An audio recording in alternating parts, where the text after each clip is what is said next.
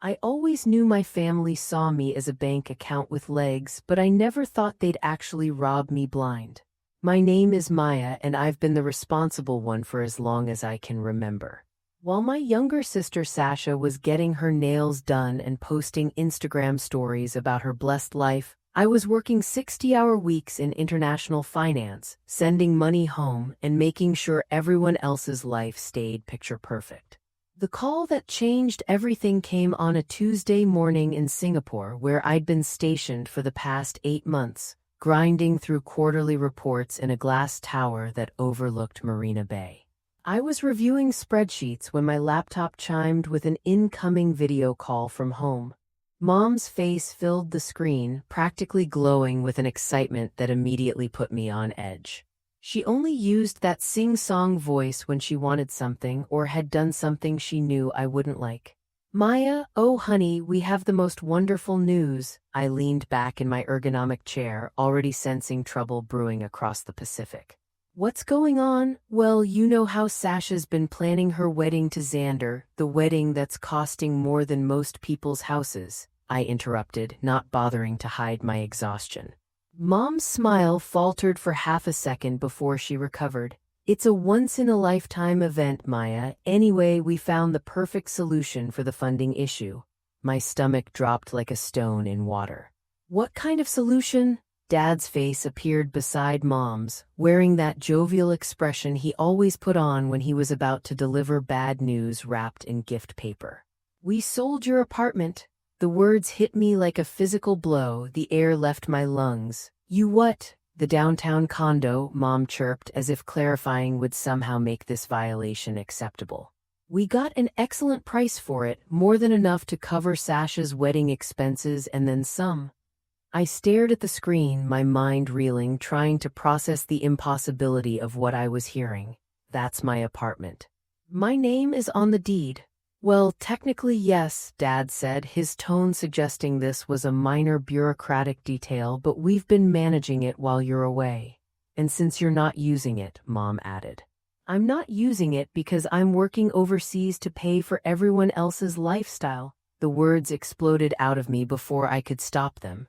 Sasha's face suddenly filled the frame, pushing our parents aside like extras in her personal drama. She was radiant, practically bouncing with excitement, completely oblivious to the magnitude of what they'd done.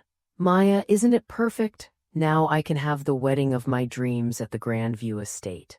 300 guests, live orchestra, imported flowers, everything I've always wanted, using money from selling my home."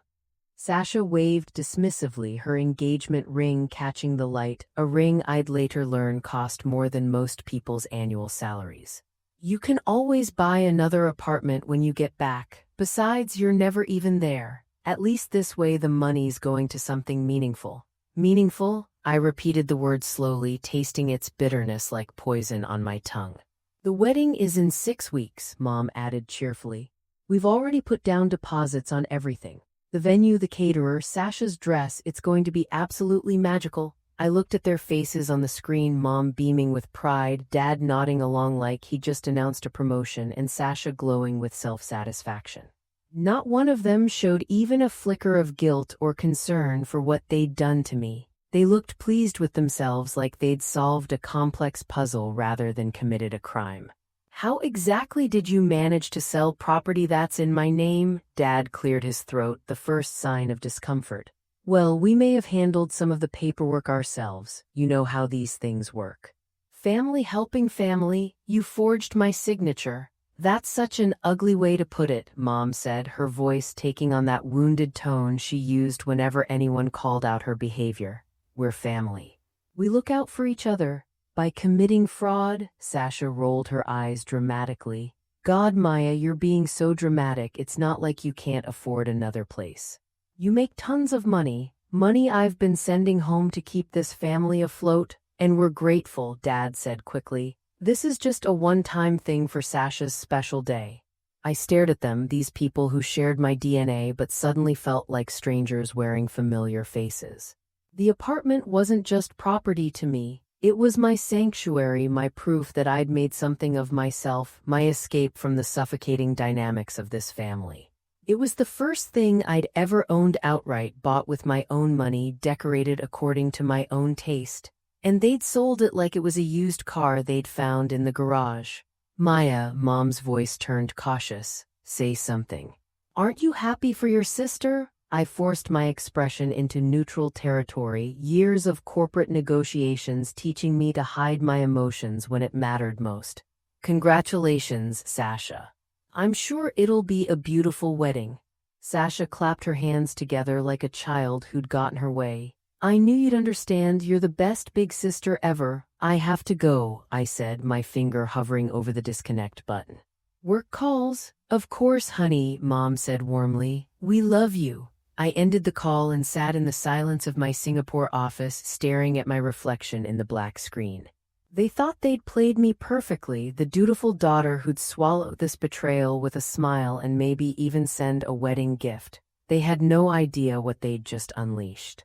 Before I tell you what happened next, I need you to do 3 things. First, hit that subscribe button right now. This story gets absolutely wild, and if you're not subscribed, YouTube might not show you how it ends. Second, smash that like button if you've ever been the one holding everything together while someone else got the credit and the cash. Third, drop a comment below telling me. Have you ever had to set a boundary with family that felt like setting a building on fire? Because I have, and I'm about to tell you exactly what happened when I finally stopped being everyone else's emergency fund. Let's go. I bought the condo 4 years ago, 6 months after my 28th birthday. It wasn't the largest or the most luxurious unit in the building, 15th floor, 2 bedrooms, a kitchen with Calcutta gold marble countertops I'd saved an extra 6 months to afford. But it was mine. I remember the day I signed the closing documents. My hands were shaking so badly the notary had to guide the pen into my fingers. $287,000, the largest number I'd ever willingly attached to my name. My real estate agent thought I was having a panic attack. She wasn't wrong. This is a huge commitment, she said gently. Are you sure you're ready? I thought about the 10-year-old me who'd watched the electricity shut-off notice arrive and pretended it was a birthday card so my mother wouldn't cry. I thought about the 16-year-old me working double shifts at Mrs. Gable's market, stuffing crumpled tips into a shoebox under my bed. I thought about the 24-year-old me who'd moved to a foreign country with 2 suitcases and $1,000 in emergency savings. I've been ready my whole life, I said, the pen scratched across the paper. My signature, the same one my father would later forge, flowed in clean, deliberate strokes. I decorated that apartment slowly, deliberately, the way other people build families. The velvet sofa arrived 3 weeks after I moved in, delivered by 2 men who refused my offer of water because they were behind schedule. The dining table came from a craftsman in Vermont, solid oak, with slight imperfections in the grain that made it unique. The orchid on the kitchen counter was a housewarming gift from Kinley, who knew I'd probably kill it within months but insisted I try anyway. It was still alive when I left for Singapore. I'd programmed a friend to water it every 2 weeks. I don't know if it survived the sale. I don't know if the new owners kept it or tossed it in the trash with the welcome mat and the spare keys I'd left with the doorman. I don't know if my parents even noticed it when they walked through the apartment, cataloging its contents, calculating its worth. They never asked me what the orchid meant. They never asked me about anything. I picked up my phone and scrolled to a contact I hadn't called in months. Kinley answered on the second ring, her lawyer instincts immediately detecting trouble. Maya, what's wrong? I need a favor, I said, my voice steady as steel. And it's going to get messy. I'm listening. My family just made the biggest mistake of their lives, and I'm about to show them exactly what the responsible daughter is capable of. I smiled for the first time since the call ended, but it wasn't a warm smile. It was the kind of smile that would have sent chills down their spines if they could see it. Start from the beginning, Kinley said, her voice sharp with focus. What exactly did they do? I paced my hotel room, phone pressed to my ear, the Singapore skyline glittering beyond my window like a circuit board. They sold my downtown condo, forged my signature on the documents, used the money for Sasha's wedding. Jesus, Maya, that's straight-up fraud. Gets better, they've been managing the property while I'm overseas, so they had access to everything. Keys, documents, the works. How much are we talking about? The condo's worth about $400,000. They probably got close to that, maybe more in this market. Kinley whistled low. Okay, first things first. Do you have copies of the original deed and mortgage documents? Everything's in my secure cloud storage. I learned a long time ago not to trust my family with important paperwork. Smart. What else do they have access to? I stopped pacing, my reflection in the window showing a woman about to reveal her ace. Nothing, at least nothing they know about. Meaning, remember when I set up that holding company 3 years ago? Meridian Holdings, the one you used for your investment properties? Yeah, I transferred ownership of the condo to Meridian 6 months after I bought it. My parents think they sold property I own directly, but legally they just committed fraud against a corporation. Maya, you beautiful paranoid genius.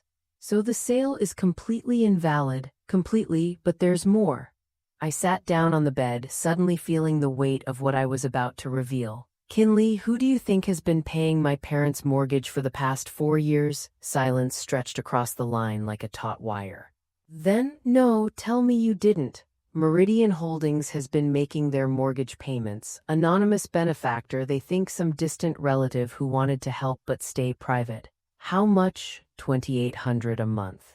Plus, I've been covering their credit card debt, car payments, and half of Sasha's college loans, all through shell accounts they can't trace back to me. Holy shit, Maya.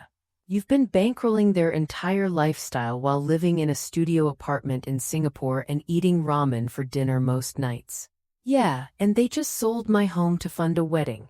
A $400,000 wedding, Kinley corrected, her voice gaining that dangerous edge I remembered from law school. What do you want me to do? First, file an injunction to void the sale. Fraud invalidates the entire transaction. Done. What else? Contact Meridian's bank, stop all payments to my parents effective immediately. Mortgage, credit cards, everything. Maya, that'll trigger foreclosure proceedings within 60 days. I know, they'll lose their house. They should have thought of that before they stole mine. Okay, anything else? I pulled up my laptop and started typing, my fingers flying across the keyboard with purpose. I'm sending you documentation of every payment Meridian has made on their behalf. Bank records, transaction histories, everything. I want you to prepare a comprehensive report. For what? I'm going to gift it to them right around the time their wedding bills start bouncing. You're really going nuclear on this. They declared war when they forged my signature. I'm just finishing what they started. After I hung up with Kinley, I sat in the darkness of my hotel room and thought about my sister. 4 years younger, the baby, the one who crawled into my bed during thunderstorms and whispered, Maya, don't let the monsters get me. I used to wrap my arms around her and promise that I would never let anything hurt her. I don't know when she stopped being that little girl. Maybe it was the first time Mom bought her a designer purse and told me I was more practical. Maybe it was the year she got a car for her 16th birthday while I got her old laptop with the cracked screen. Maybe it was every single day of our lives accumulating like interest on a debt I never agreed to take. She learned early and well that crying worked, that being fragile was rewarded, that the world would rearrange itself for her if she simply refused to be responsible for anything.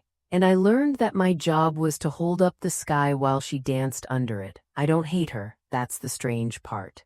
I don't even think she's a bad person, she's just stunted. Frozen at 16, waiting for someone else to fix everything. The tragedy is that she'll never understand that her helplessness was a cage, not a gift. But understanding someone isn't the same as saving them, and I've spent 32 years being her emergency parachute. I'm done jumping out of planes. My phone buzzed with an email notification. I glanced at the sender and felt a cold smile spread across my face. Kinley, I have to go. I just got an email from someone named Destiny. She's apparently Sasha's wedding planner. What's it say? I opened the message and scanned it quickly. She's having payment processing issues with the deposits, wants to speak with someone from the family urgently. The checks are already bouncing? Looks like it. My parents probably wrote checks against the sale proceeds before the money actually cleared. Amateur hour. You can't spend money from a fraudulent transaction. They're about to learn that the hard way. I didn't respond to Destiny's email. I didn't call my parents. I just watched the notifications pile up. The next morning brought chaos, and I had a front row seat to watch it unfold from 8,000 miles away. My phone started buzzing at 6 a.m. Singapore time with notifications from the family group chat I'd muted months ago. I unmuted it just to watch the show. Sasha, OMG, the florist is being so difficult about payment timing. Mom, don't worry, sweetheart, Dad's handling it. Sasha, but what if they cancel our order? The peonies were perfect. Dad, everything's fine, just some banking delays. I screenshotted the conversation and sent it to Kinley with a message. It's starting. My laptop chimed with a video call from Kinley. Her face appeared on screen, coffee mug in hand, looking like a general preparing for battle. The injunction's filed, she said without preamble. Judge Morrison is reviewing it this afternoon. How long until they freeze the funds? If he signs off, the bank will get the order by end of business today. All money from that sale gets locked down pending investigation. Perfect timing. Sasha's dress fitting is tomorrow. You're enjoying this way too much. Am I? Let me read you the latest email from Destiny, the wedding planner. I pulled up my inbox and found her message from 20 minutes ago. Dear Maya, I'm reaching out because I'm unable to contact your parents and several vendors are threatening to cancel services due to payment issues. The catering deposit bounced, the venue is demanding immediate payment, and the band wants cash up front. Please call me urgently. Ouch, wait, there's more. She sent another one 5 minutes later. I clicked on the next email. Maya, I'm starting to panic. Your sister keeps telling me everything's fine, but I have 17 vendors asking for money and your parents aren't returning calls. My reputation is on the line here. Kinley shook her head. That poor woman, she's about to learn an expensive lesson about due diligence. My phone rang. Dad's contact photo filled the screen, him grinning at last year's Christmas dinner, arm around Sasha, both of them glowing with wine and entitlement. Speak of the devil, I said. You're not answering? God, no, but I'll put it on speaker so you can hear the voicemail. The call went to voicemail and Dad's voice filled my hotel room, strained and trying too hard to sound casual. Hey Maya, it's Dad. Just wanted to chat about some minor banking hiccups we're having. Nothing serious, just some timing issues with the apartment sale. Give me a call when you get a chance, okay? Love you. Minor banking hiccups, Kinley repeated. That's one way to put it. He has no idea what's coming. I ended the call and sat in the silence, watching the Singapore skyline pulse with neon light. Dad's voicemail sat in my inbox, unplayed again. I didn't need to hear it. I already knew what he would say. Confusion, deflection, a hint of blame. Always the same script. I could call them back. I could say it was all a mistake, that the injunction would be lifted, that the money would be released. I could be the hero again, the rescuer, the responsible one. My family would be saved, and I would be their beloved daughter once more. But I would also be their victim. Forever. I thought about my apartment, the afternoon light through the floor-to-ceiling windows, the books I'd arranged by color on the built-in shelves, the velvet sofa I'd saved 6 months to buy. The orchid that was probably dead by now. I thought about the signature. My name, traced by my father's hand, reduced to a forgery on a document that sold my sanctuary. I thought about Sasha, who would never understand why her fairy tale wedding was crumbling. About my mother, who would cry and blame me for not being more generous. About my father, who would retreat into silence and pretend he'd never held the pen. I didn't cry, I didn't scream. I just opened my laptop and continued compiling the evidence. Some choices are made in the heart long before the head catches up. 20 minutes later, my phone rang again.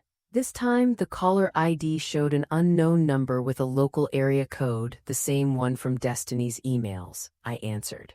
Is this Maya Gill? Her voice was high and tight, vibrating with barely contained panic. Yes. Oh, thank God, this is Destiny, your sister's wedding planner. I've been trying to reach your parents for 3 days. They're not answering calls, emails, anything. The catering deposit bounced, the venue is threatening to release our date, and Sasha keeps telling me everything's fine, but clearly it's not fine. I leaned back in my chair. What exactly do you need from me? I need to understand what's happening. Your parents wrote checks against an account that's now frozen. The bank won't give me any information. I have 17 vendors asking for payment and my reputation is, her voice cracked. Look, I don't know what's going on with your family, but I have a business to run. Is the wedding happening or not? That depends. On what? On whether my parents can access the money from the apartment they illegally sold. Silence stretched across the line. When Destiny spoke again, her voice was different, sharper, more focused. Illegally sold? What do you mean? It's a long story. The short version is, the apartment wasn't theirs to sell. They forged my signature on the deed transfer. The sale is currently under investigation. Jesus Christ, they forged your signature? Yes. And the money from that sale, the deposits I received, will be frozen indefinitely pending the investigation. Possibly recovered by the rightful owner. That's you, the rightful owner? Yes. Another long silence. I could hear her breathing, could almost see her processing the implications. Maya, she said finally, I'm going to ask you something and I need you to be honest with me. Are you trying to sabotage this wedding? I considered the question carefully. I'm trying to hold my family accountable for a crime they committed against me. If that sabotages the wedding, that's a consequence of their actions, not mine. Okay, her voice was steadier now. Okay, that's actually helpful to know. Helpful how? Because I've been running around like a headless chicken trying to figure out what I did wrong. Turns out this isn't about me at all. She laughed, a short, bitter sound.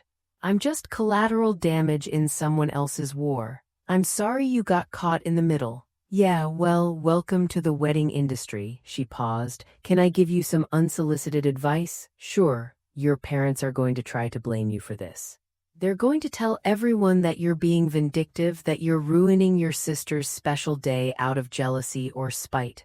Don't let them. You're not the one who forged a signature. You're not the one who stole someone's home. You're just the one who refused to pretend it didn't happen. I know, good, because that's the difference between you and them. They think accountability is cruelty. You know it's just consequences. She hung up. I stared at my phone, the weight of her words settling into my chest. Destiny, a woman I'd never met, understood in 5 minutes what my family had spent 32 years refusing to see. 2 hours later, my phone rang with another unknown number. Is this Maya? This is Xander, Sasha's, well, I guess her ex-fiancé now. I sat up straighter. Hi Xander, I'm sorry to hear about the engagement. Are you? Because from what I'm hearing, you orchestrated this whole thing. I didn't orchestrate anything, I just stopped enabling fraud.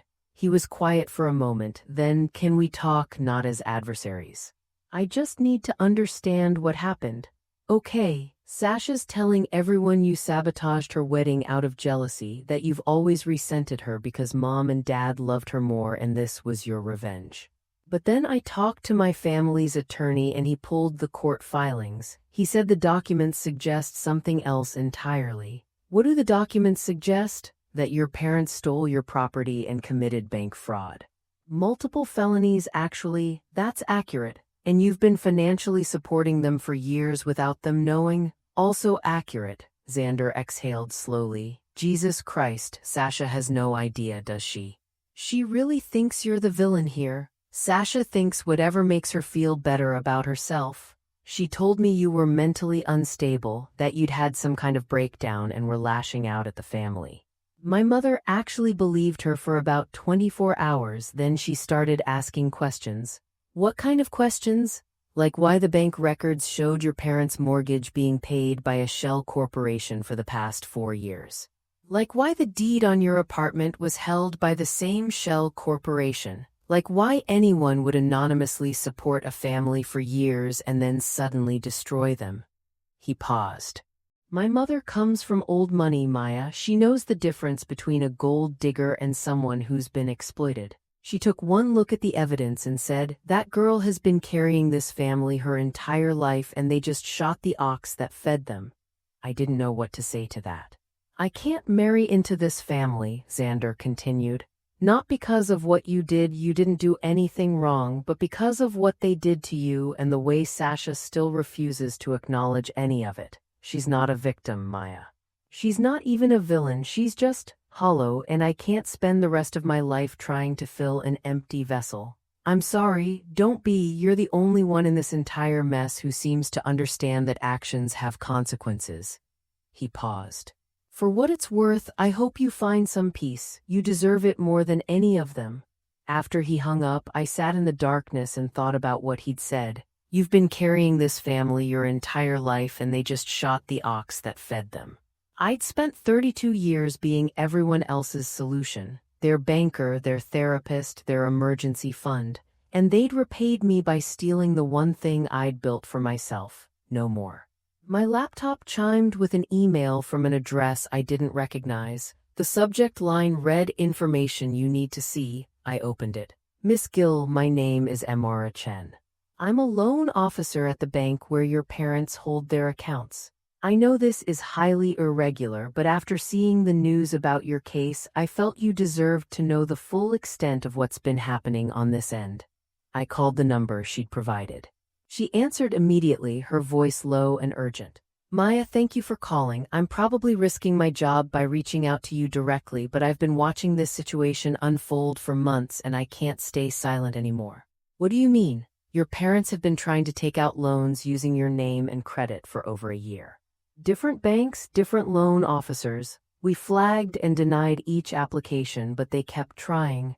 That's identity theft. Yes, we have documentation of at least 12 attempts dating back to March of last year. They were desperate for cash. Your father's been unemployed for 18 months, but they'd been hiding it from everyone, including you. My stomach dropped. Unemployed, he was laid off in early 2021. He's been collecting unemployment and doing odd jobs for cash, but it's nowhere near enough to maintain their lifestyle. Without your anonymous payments, they would have lost their house years ago. But they told me he got a promotion. They've been lying to you for a long time, Maya.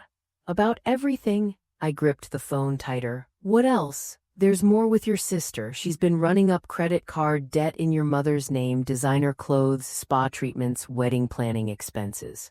We're talking about $60,000 in unsecured debt across 7 different cards. Your mother's credit score has dropped over 200 points in the past year. Does my mother know? She's been making the minimum payments, but the balances keep growing. I think she's been hiding the extent of it from your father.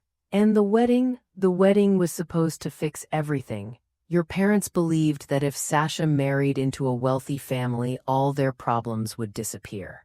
Xander's family would pay off the debts, help them refinance the house, give them access to the kind of money they'd never been able to earn themselves. They were using their daughter as a retirement plan. Yes.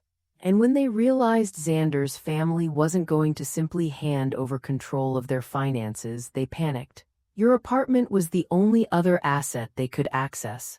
I closed my eyes. The pieces were finally clicking into place. Why are you telling me this? Because your parents filed a complaint with the police claiming you've been financially abusing them. They're trying to paint themselves as victims to deflect from the fraud investigation. I couldn't let that stand without someone knowing the truth. Thank you, I said quietly, for everything. Just promise me you'll use this information wisely. I will. After we hung up, I sat in the silence, the weight of her words pressing down on me. My father had been unemployed for 18 months. My mother had been hiding $60,000 in credit card debt. They'd spent 4 years accepting anonymous charity without ever questioning where it came from. And when that charity wasn't enough to sustain their daughter's fantasy wedding, they'd stolen from me, not out of malice, out of desperation. That made it worse somehow. It would be easier to hate them if they were simply greedy. But they were just 2 people who'd spent their entire lives making bad decisions, lying about the consequences, and expecting someone else to clean up the mess. I was done cleaning. Over the next 3 days, my phone became a war zone. Dad called 17 times. His voicemails shifted from confusion to frustration to barely concealed rage. Maya, the bank still hasn't released our funds. I need you to call them and sort this out. Maya, we got your email. What is Meridian Holdings? Why have you been making anonymous payments? Maya, I don't understand what's happening. We just wanted to help Sasha. Why are you doing this to your family? Mom's messages were softer but no less demanding. She cried. she pleaded. She invoked memories of my childhood, the bedtime stories, the school plays, the holidays we'd spent together. She tried to remind me that I was their daughter, that blood was thicker than water, that families forgave each other no matter what. Maya, sweetheart, please just call us. We can work this out. I know you're angry, but we're still your parents. We love you. Sasha's messages were the most honest. She didn't pretend to be hurt or confused. She was furious. You psychotic bitch, you've been controlling our lives this whole time, playing puppet master while pretending to be the victim. I hate you. My wedding is destroyed because of your sick revenge fantasy. Everyone is laughing at me. Destiny quit. Xander won't take my calls. The venue posted our date back on their website and someone already booked it. I hope you're happy. Mom's crying herself to sleep every night. Dad looks like he hasn't eaten in days. You're destroying this family, and for what? Because you didn't get a stupid apartment? I listened to each message once, then deleted them. Not out of anger, out of necessity. I couldn't carry their pain anymore. I'd spent 32 years trying to absorb it, and I was exhausted. Kinley called me at 2 a.m. Singapore time. Her voice was grim. I just got off the phone with Detective Rodriguez. Your parents are trying to preempt the investigation by filing a counter-complaint. What are they accusing me of? Financial abuse, coercion, and intentional infliction of emotional distress. They're claiming you've been manipulating them for years by secretly controlling their finances, and that the apartment sale was a misunderstanding you're exploiting for personal gain. Does Rodriguez believe them? No, but it doesn't matter. This is going to trial. They've refused all plea offers because they think they can win. Because they think they can convince a jury that you're the villain. They've retained a lawyer, someone from their church congregation, not very experienced but aggressive. His name is Arthur Vance. What's our strategy? We go on offense. We file a motion to introduce all of Meridian Holdings' payment records as evidence. 4 years of mortgage payments, credit card bills, car loans, college tuition. We show the jury exactly how much you've been supporting them. And the identity theft attempts? I've been in contact with Amara Chen at the bank. She's willing to testify about the 12 loan applications your parents submitted using your name and social security number. That's a separate felony. That's my mother and father. Yes, and they tried to steal your identity while accepting your charity. The jury's not going to have much sympathy for that. I stared at the ceiling of my hotel room, the weight of the decision pressing down on me. Do it? Maya, once we file this motion, there's no going back. Your parents will face criminal charges. Your father is looking at 18 to 24 months minimum. I know. Your mother could also face prison time if she's found complicit in the fraud. I know. Sasha's going to be publicly humiliated. The media will eat this up. I know. Okay, Kinley's voice softened. I just needed to make sure you understood. I understand. Then I'll file the motion tomorrow morning. The 2 weeks before the trial were the longest of my life. I flew back from Singapore and checked into a hotel near the courthouse, not my apartment, which was still under legal seal, but a nondescript Marriott with beige walls and generic artwork. It felt appropriate. I was in limbo, suspended between the life I'd had and the life I was about to build. Kinley sent me daily updates. The prosecution had gathered statements from 17 wedding vendors, each documenting thousands of dollars in bounced checks and unpaid invoices. Destiny had provided a detailed affidavit describing her interactions with my family, including the call we'd shared. Amara Chen had submitted the bank's records of my parents' loan applications. Xander called me once just to let me know that his family's attorneys had been contacted by the prosecution as potential witnesses. They want my mother to testify about the conversation she had with Sasha, he said. About the manipulation tactics she recognized. Will she do it? She's already given a deposition. She told them everything. I didn't ask what everything entailed. I didn't need to. The night before the trial, I dreamed about my apartment. I was walking through it room by room, touching the things I'd left behind. The velvet sofa soft under my fingertips, the oak dining table solid and warm. The orchid on the kitchen counter miraculously still alive, its purple blooms open like tiny hands reaching toward the light. I woke up at 4 a.m. and lay in the darkness, listening to the hum of the hotel air conditioner. I didn't cry, I didn't pray, I just breathed. The courtroom was packed when I arrived. Reporters lined the back wall, their phones out, fingers poised over keyboards. Sasha sat in the front row behind our parents, her face a mask of cold fury. She didn't look at me. Mom and Dad sat at the defendant's table, flanked by Arthur Vance, a thin man with a nervous twitch and an ill-fitting suit. Dad looked like he'd aged 10 years in 3 weeks, gray skin, hollow eyes, his hands trembling slightly as he shuffled through papers he clearly didn't understand. Mom kept dabbing at her eyes with a tissue, though I noticed she never actually blew her nose. All rise for the Honorable Judge Elena Martinez. Judge Martinez was a compact woman in her early 60s, silver hair swept back from a face that had spent decades studying human fallibility. She settled into her chair and surveyed the room with the weary patience of someone who'd seen every variation of self-destruction the legal system could produce. "Miss Gill," she said, nodding at me, "I've reviewed the filings in this case extensively. I have to say it's one of the most thorough documentations I've ever encountered. Thank you, Your Honor. The prosecution will begin." The prosecutor, a young woman named Rebecca Okonkwo, laid out the case methodically. The forged signature, the fraudulent sale, the 4 years of anonymous payments, the 12 attempts at identity theft. Each piece of evidence was presented with clinical precision, the facts allowed to speak for themselves. When it was my turn to testify, I walked to the witness stand with the same steady gait I'd used in 1,000 boardroom presentations.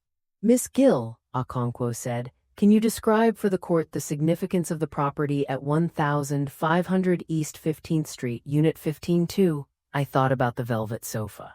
"The oak table, the orchid. It was the first thing I ever owned," I said. "The first thing that was completely, legally, undeniably mine. I bought it with money I earned, decorated it according to my taste, filled it with things that mattered to me. It wasn't just an apartment, it was proof that I existed outside of my family's expectations." "And how did you feel when you learned your parents had sold it?" "I felt like I'd been erased." No one spoke. Even the reporters had stopped typing.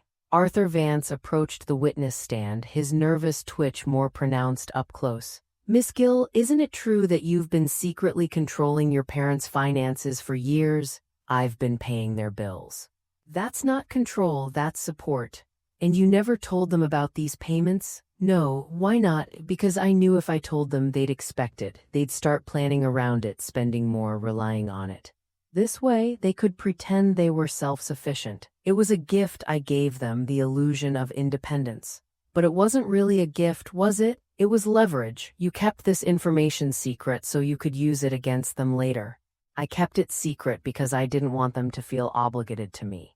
I just wanted them to be okay. And now you're using it to send them to prison." "I'm not sending anyone to prison. Their own actions are sending them to prison."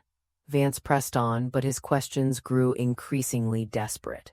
He tried to paint me as manipulative, vindictive, the jealous older sister who couldn't stand to see her sibling happy. But every time he tried to twist the facts, the documents spoke louder than his insinuations. Mom took the stand next. She cried. She pleaded. She insisted that the forged signature was a misunderstanding, that they'd only wanted to help Sasha, that they never meant to hurt me. "Your Honor," Okonkwo said, "I'd like to enter Exhibit 47 into evidence."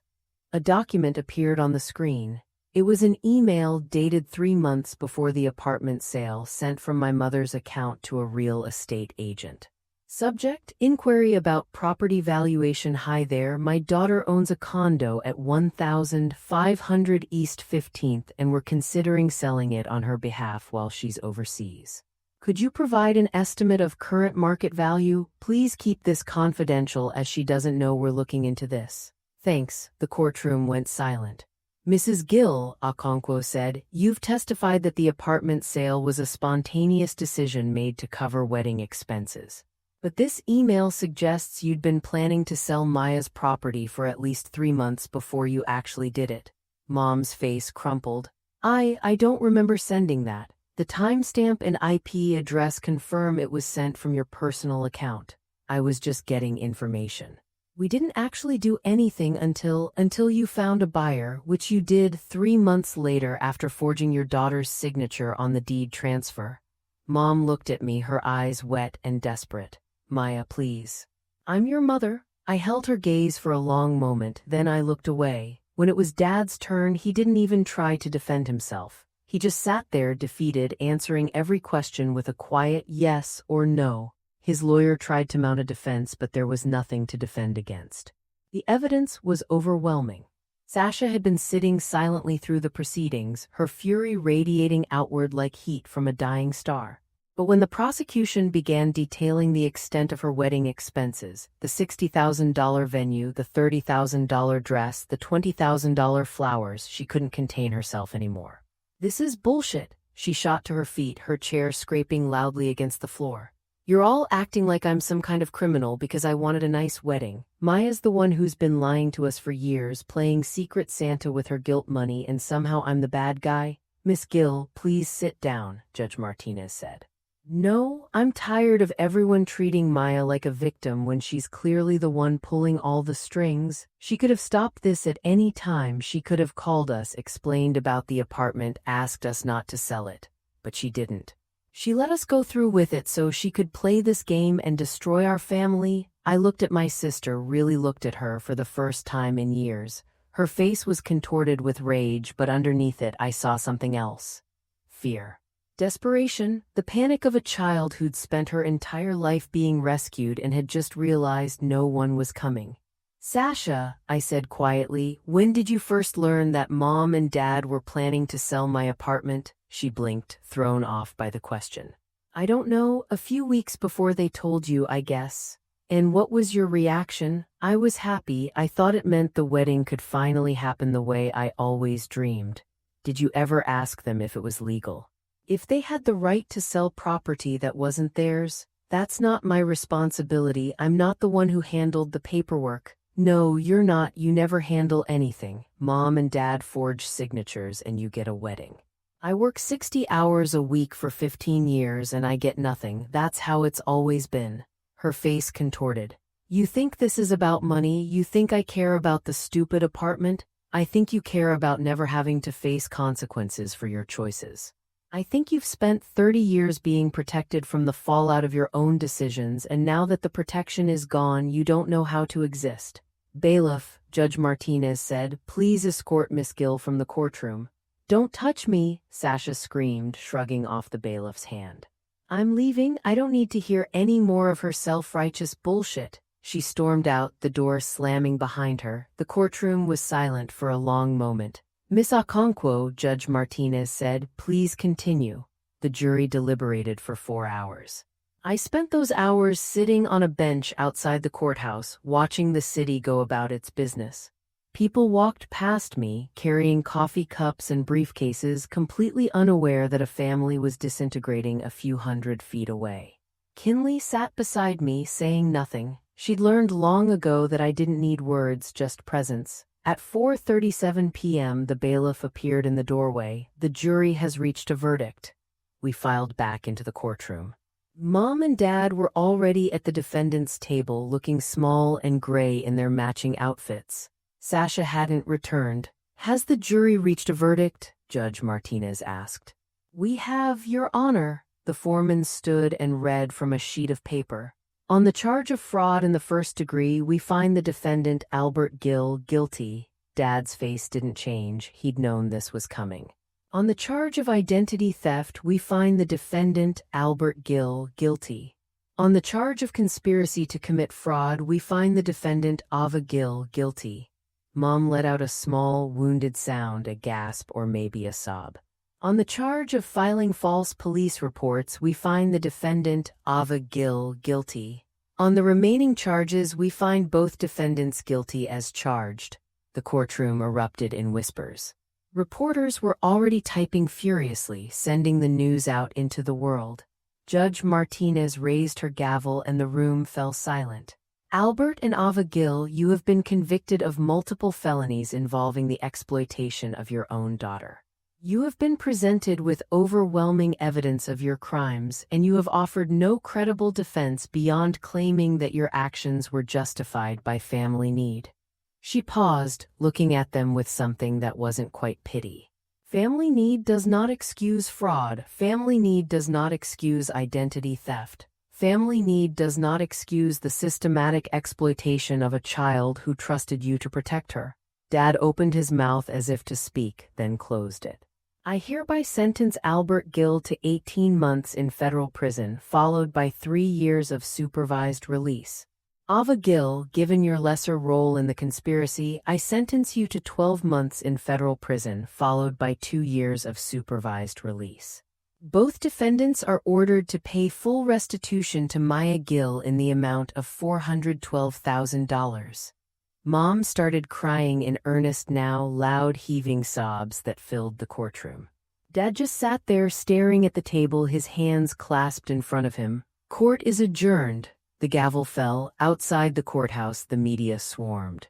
I gave a brief statement. I'm grateful to the court for recognizing the severity of what was done to me, and I hope this case serves as a warning to others who might consider exploiting the trust of their own family members. Then got into Kinley's car and drove away.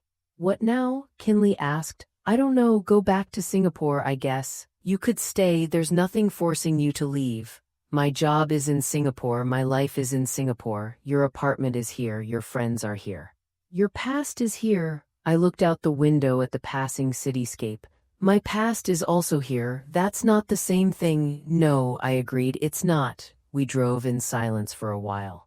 What are you going to do about the apartment? Kinley asked. I don't know, the sale was voided, but I don't think I can live there again. Too many memories. Sell it, probably. Use the money to start something new. What kind of something? I thought about the orchid on my kitchen counter, probably dead by now. I thought about the velvet sofa and the oak table and the books arranged by color on the built-in shelves. Something of my own, I said, something I don't have to share. 2 weeks after the trial, a thick envelope arrived at my hotel. It was from my mother. I almost threw it away unopened. But some part of me, the part that still remembered the woman who used to braid my hair and read me bedtime stories, needed to know what she had to say. The letter was 12 pages long, handwritten in her looping cursive. Maya, I know you probably don't want to hear from me. I don't blame you. If I were you, I wouldn't want to hear from me either. I've spent the past 2 weeks trying to understand how we got here. How the family I loved so much could fall apart so completely, and I keep coming back to the same realization: this is my fault, not just the apartment, not just the forged signature, everything. The way we treated you and Sasha differently, the way we taught her that she was special and you were capable, the way we took and took and took from you without ever stopping to ask if you had anything left to give. I don't remember when I stopped seeing you as my daughter and started seeing you as my solution. It was gradual, like a slow leak in a tire. One day you were my little girl who needed to be protected, and the next you were the one protecting all of us. That wasn't fair. It was never fair. I'm not writing this to ask for your forgiveness. I don't deserve it. I'm not even writing it to ease my own conscience, though I know that's what it will sound like. I'm writing it because I need you to know that I finally understand. You were not the problem, we were, and you were right to walk away. I'll be here if you ever want to talk, but I won't expect you to call. Love always, and I know I don't deserve to say that. Mom, I folded the letter carefully and placed it in my nightstand drawer. I didn't cry, I didn't call, but I also didn't throw it away. A week later, I flew back to Singapore. My hotel room had been cleaned in my absence, the sheets changed, the minibar restocked. Everything was exactly as I'd left it, except for the stack of mail that had accumulated on the dresser. Among the bills and business correspondence was a thick cream envelope with no return address. I recognized my mother's handwriting immediately. This time, I didn't open it. I placed it in the drawer with the letter I'd already read, and I went back to work. Over the following months, more letters arrived. Dad wrote once, a brief, awkward note that said he was sorry and he hoped I was okay. Sasha sent a rambling, contradictory email that started with "I hate you" and ended with "I miss you." I didn't respond to any of them. I wasn't punishing them. I was protecting myself. The apartment sold in November. I didn't attend the closing. Kinley handled it remotely. The proceeds went into a new account, separate from everything else, designated for something I hadn't figured out yet. I kept one thing from the apartment. A photograph of the orchid taken the day before I left for Singapore. It's saved on my phone, a tiny splash of purple against the gray Singapore skyline. It's not the same as having a home, but it's something.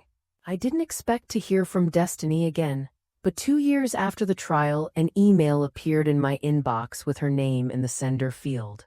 Dear Maya, I know this is out of the blue, but I've been thinking about you a lot lately and I wanted to reach out. After the whole Gill wedding disaster, I took a long, hard look at my business. I realized I'd been so focused on chasing high-end clients and big budgets that I'd lost sight of why I became a wedding planner in the first place. It wasn't about the money, it was about helping people create meaningful celebrations that reflected who they really were. So I changed my business model. I stopped taking clients with unlimited budgets and started taking clients with limited budgets. Couples who couldn't afford $300 centerpieces but could afford to DIY them with help from their friends and family. Weddings that felt authentic instead of Instagram perfect. It's been the best decision I ever made. I'm happier, my clients are happier, and I'm actually making more money than I was before. Funny how that works. Anyway, the reason I'm writing, I heard through the grapevine that you've started some kind of financial literacy foundation in Singapore. Something about helping young women understand credit, investments, and how to protect themselves from financial abuse. If that's true, and even if it's not, I wanted you to know that I think about our phone call sometimes. About what you said. Accountability isn't cruelty, it's just consequences. I've repeated that to myself 100 times over the past 2 years whenever I had to have a difficult conversation with a client or a vendor or myself. So thank you for that conversation and for everything else. Best Destiny. I read her email 3 times, then forwarded it to Kinley with a single question mark. Her response came within minutes. Told you. You're not the villain of this story, you never were. Destiny was right. I had started a foundation. It was called the Meridian Trust and its mission was simple: financial literacy for young women from low-income backgrounds. How to open a bank account, how to build credit, how to recognize the warning signs of financial abuse, how to protect the assets you worked so hard to earn. We operated out of a small office in downtown Singapore with a staff of 4 and a rotating cast of volunteers. Our programs were free, funded by the proceeds from my apartment and supplemented by donations from corporations who liked our message. I taught the classes myself, twice a week. I stood in front of rooms full of young women and showed them how to read a credit report, how to negotiate a salary, how to set boundaries with family members who saw them as atoms. Some of them cried, some of them took notes. Some of them came back weeks later to tell me they'd opened their first savings account or paid off their first credit card, or told their mother that they couldn't co-sign a loan for her new boyfriend. Every time one of them said, "Thank you, I didn't know I was allowed to say no," I thought about the 28-year-old me who'd bought an apartment and pretended it was enough. It wasn't enough, but this might be. 3 years after the trial, Sasha called me. I almost didn't answer, but something made me pick up, curiosity maybe, or the faint hope that people could change. "Hi," she said. "Hi," a long pause. "I'm in therapy," she said. "Have been for about a year now. My therapist says I should try to make amends even if the other person isn't ready to accept them. So this is me, trying." I didn't respond. "I know you probably don't believe me."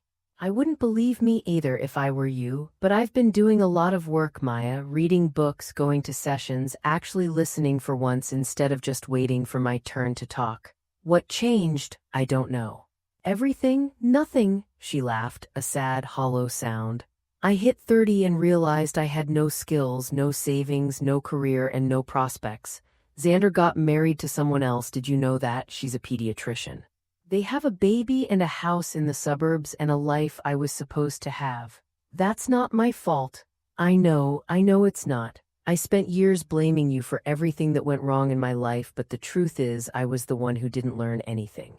I was the one who refused to grow up. You just stopped enabling me. I waited. I'm not asking for forgiveness. I'm not even asking you to talk to me again after this call. I just wanted you to know that I finally understand. What Mom and Dad did to you wasn't right. What I did to you wasn't right. And I'm sorry. Another pause. I'm working now. It's not glamorous. I'm an administrative assistant at a dental office. But I'm paying my own bills and I haven't asked Mom for money in 6 months. It's not much, but it's a start.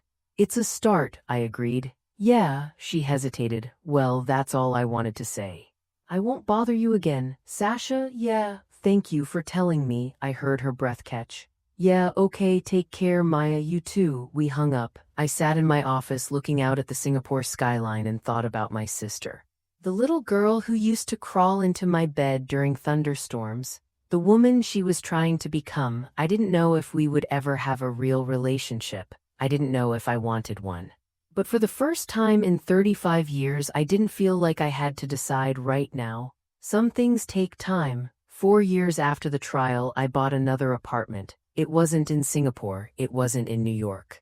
It was in a small city in the Pacific Northwest where the rain fell soft and constant and the air smelled like pine trees and salt water. I decorated it slowly, deliberately, the way I'd decorated the first one. A velvet sofa in forest green, a dining table from a local craftsman, reclaimed walnut with visible grain, books arranged by color on built-in shelves. On the kitchen counter, I placed a new orchid. This one, I promised myself I would keep alive. I'm sitting in my new apartment, looking out at the rain, and I'm thinking about signatures. The one my father forged, loops too tight, pressure too heavy, an imitation that fooled everyone except the forensic analyst who compared it to my original documents. The one I signed on the deed to this apartment 4 weeks ago, my hand steady and sure. The one I used to endorse checks from donors to the Meridian Trust, each one a small investment in someone else's freedom. A signature is just a name written over and over until it becomes muscle memory, but it's also a promise. A declaration that this document, this decision, this life, it belongs to me. They tried to take that from me. They tried to steal my name and my home and my peace, and they almost succeeded. But I am still here, still writing my name, still choosing every day to be the architect of my own life. My name is Maya Gill. I am 37 years old. I have a foundation, a community, and a small apartment in a city I love. I have a sister who is learning slowly what it means to take responsibility for herself. I have parents who are serving the consequences of their choices and who may never fully understand what they lost when they decided my signature was theirs to use. And I have a signature that is mine and mine alone. It's not a lot. But it's enough. It's more than enough. It's everything. If you're watching this and something in my story resonated with you, if you've ever been the responsible one, the reliable one, the one everyone expects to fix things without ever being thanked, I want you to hear this. You are allowed to stop. You are allowed to say no. You are allowed to set boundaries. You are allowed to protect what you've built, even from the people who helped you build it. You are not an ATM. You are not an emergency fund. You are not a solution to other people's problems. You are a person with your own dreams and needs and limits, and those limits are not betrayals. They're not punishments. They're not evidence that you don't love your family enough. They're evidence that you love yourself enough. It took me 32 years to learn that lesson. I hope it takes you less time.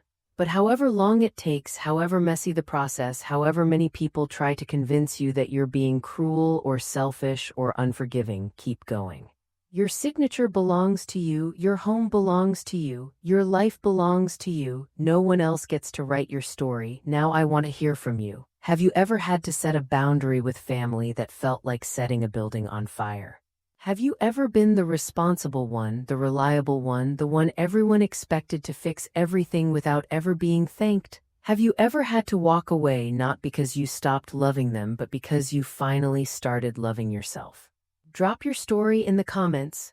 I read every single one. If this story resonated with you, if it made you feel a little less alone, a little more seen, drop a 1 in the comments or tell me where you're watching from.